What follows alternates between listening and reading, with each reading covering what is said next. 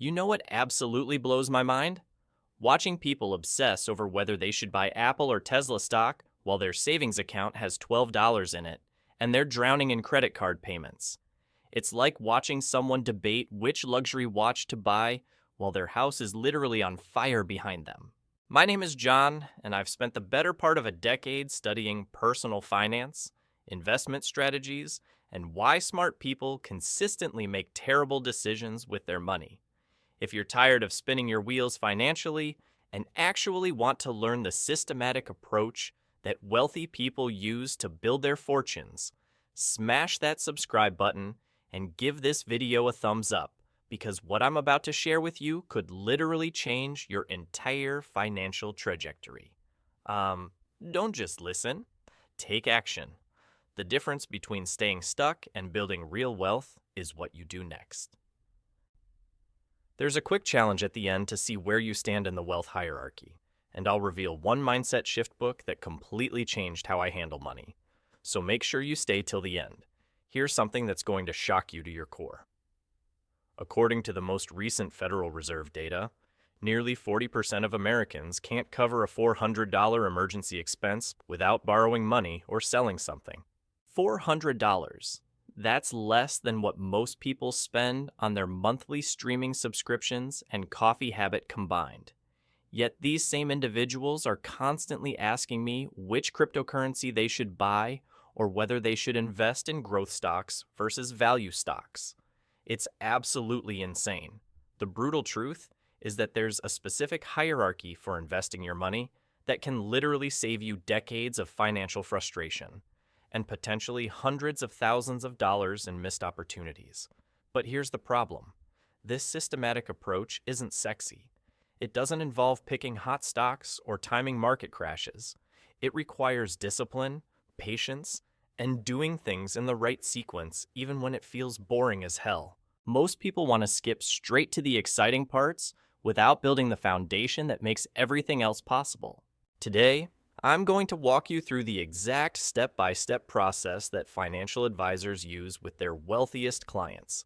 The same methodology that turns ordinary income earners into millionaires, while everyone else stays stuck in the paycheck-to-paycheck cycle. I guarantee some of these steps are going to surprise you, especially the part about why certain types of debt should be eliminated before you invest a single penny, and why some investment accounts are so powerful that ignoring them is like leaving money sitting on the sidewalk. But before we dive into the specific steps, let me explain why getting this order wrong is absolutely devastating to your financial future. Think about building a skyscraper. You wouldn't start by installing the penthouse suite while the foundation is crumbling and the lower floors are structurally unsound. Why? Yet that's exactly what 90% of people do with their money. They get excited about investing in the latest trending exchange-traded fund while carrying high-interest debt that's mathematically guaranteed to destroy any gains they might achieve. The opportunity cost of screwing this up is beyond massive. Every single month you delay addressing high-interest debt is a month where that debt grows faster than virtually any reasonable investment return you could expect. Every month you ignore building proper financial foundations is a month where you're essentially gambling instead of investing. And every month you contribute to the wrong types of accounts in the wrong order is money you're unnecessarily handing over to banks, creditors, and the tax system. Let me give you a real-world example that'll make your head spin. I know someone who spent 2 years trying to day trade their way to financial freedom while carrying $18,000 in credit card debt at 24% interest. They were so focused on finding the next big winner that they completely ignored the guaranteed 24% return they could have earned by simply paying off their debt.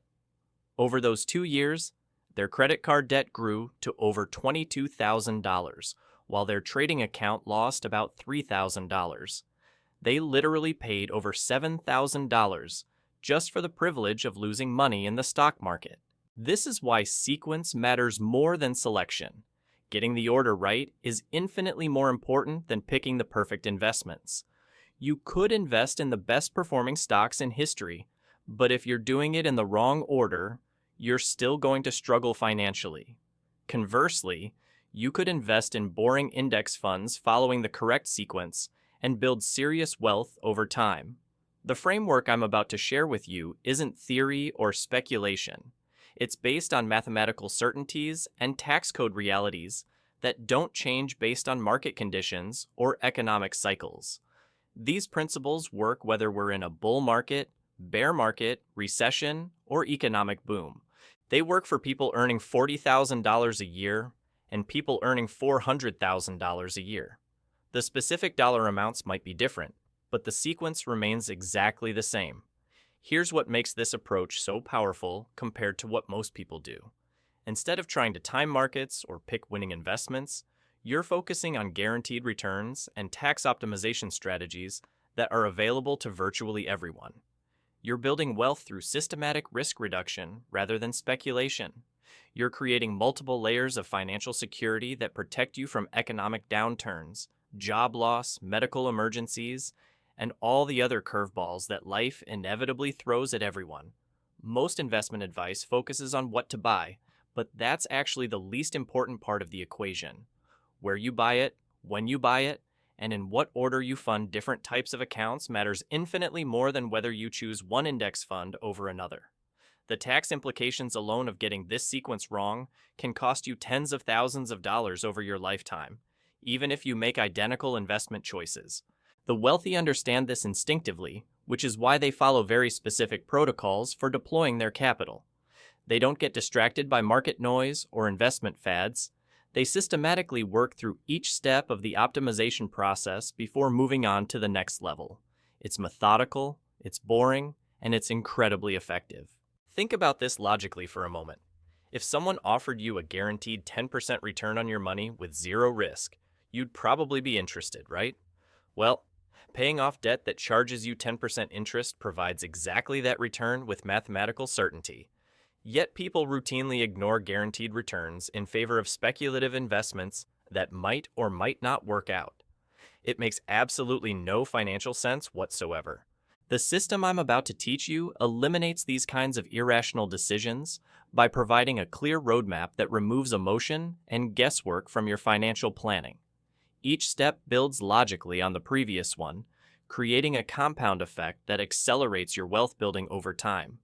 By the time you reach the later steps in this process, you'll have multiple income streams, tax advantages, and financial security that most people never achieve. What's really exciting is that once you understand this framework, you'll start seeing financial opportunities that are completely invisible to most people. You'll understand why certain investment accounts are incredibly powerful, while others are basically wealth traps. You'll recognize when financial products are designed to benefit the companies selling them, rather than the people buying them. You'll develop the kind of financial intuition that takes most people decades to acquire. So let's dive into step number 1, which is probably going to surprise you because it has absolutely nothing to do with investing in stocks, bonds, or any other traditional investments. In fact, this first step is so fundamental that skipping it virtually guarantees that everything else you do financially will be built on shaky ground. The first step that separates financially successful people from everyone else actually has nothing to do with picking investments or analyzing market trends. It's about creating what I call your financial shock absorber, and most people completely underestimate how critical this foundation really is. I'm talking about building an emergency fund that can handle life's inevitable surprises without derailing your entire financial plan. Now, I know what you're thinking. Emergency funds are boring. They don't generate exciting returns. They just sit there earning practically nothing while inflation slowly eats away at their value. But here's what most people miss about emergency funds. They're not really about the money itself. They're about preserving your ability to make rational financial decisions when everything around you is falling apart. Without an adequate emergency buffer, every unexpected expense becomes a financial crisis that forces you into terrible decisions. Your car breaks down, and suddenly you're choosing between racking up credit card debt or selling your investments at the worst possible moment. You face a medical emergency and end up borrowing against your retirement account, destroying years of compound growth. You lose your job and have to move back in with your parents because you have no financial runway to find something better. The psychological impact of having zero financial cushion is absolutely devastating to your decision-making ability. When you're operating from a place of financial desperation, you'll take the first job offer that comes along, even if it's a step backward in your career. You'll accept terrible terms on loans because you need money immediately. You'll make short-term choices that feel necessary in the moment but cost you massively over the long run. But here's where it gets interesting.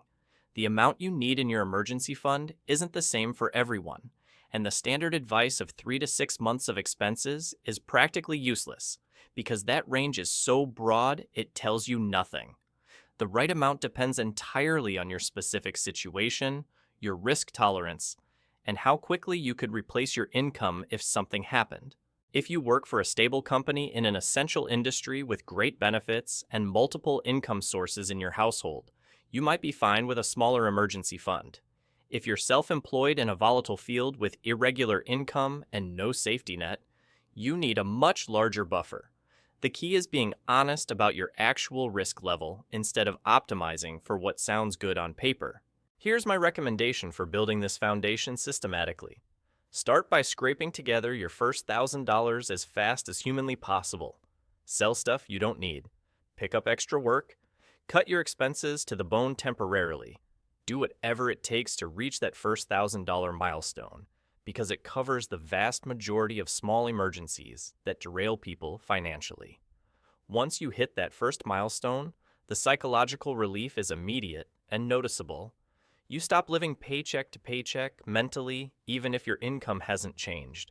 You make better decisions because you're not constantly worried about financial disaster. You sleep better at night knowing that a flat tire or minor home repair won't send you spiraling into debt. From there, work toward 1 full month of living expenses. This milestone is huge because it gives you breathing room to handle larger emergencies or brief income disruptions without panicking. Calculate your actual monthly expenses, not what you think they should be. Include everything from rent and groceries to insurance and minimum debt payments. Then, keep building until you have that full month covered.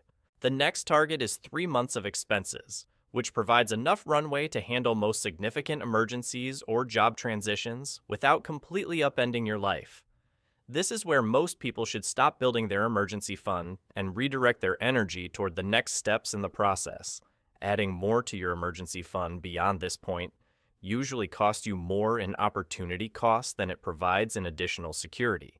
But here's something fascinating that most people don't realize about emergency funds. Recent research shows that people with even modest emergency savings report dramatically higher levels of financial confidence and overall life satisfaction compared to those with no buffer at all. The boost isn't linear either. Going from $0 to $2,000 in emergency savings provides a bigger psychological benefit than going from $10,000 to $12,000. The key insight is that emergency funds provide diminishing returns both financially and psychologically. The first few $1,000s you save provide massive benefits. Additional amounts beyond your target provide progressively smaller benefits while tying up money that could be working harder for you elsewhere. Once you've established your emergency foundation, we move to step 2, which is where most people make their biggest mathematical mistakes. This step involves eliminating what I call wealth destroyers, and the math here is so compelling that ignoring it is basically financial suicide. I'm talking about high-interest debt that grows faster than any reasonable investment return you could expect to achieve. Credit card debt is the obvious villain here, but it's not the only one. Personal loans, payday loans, certain auto loans, and even some student loans fall into this category.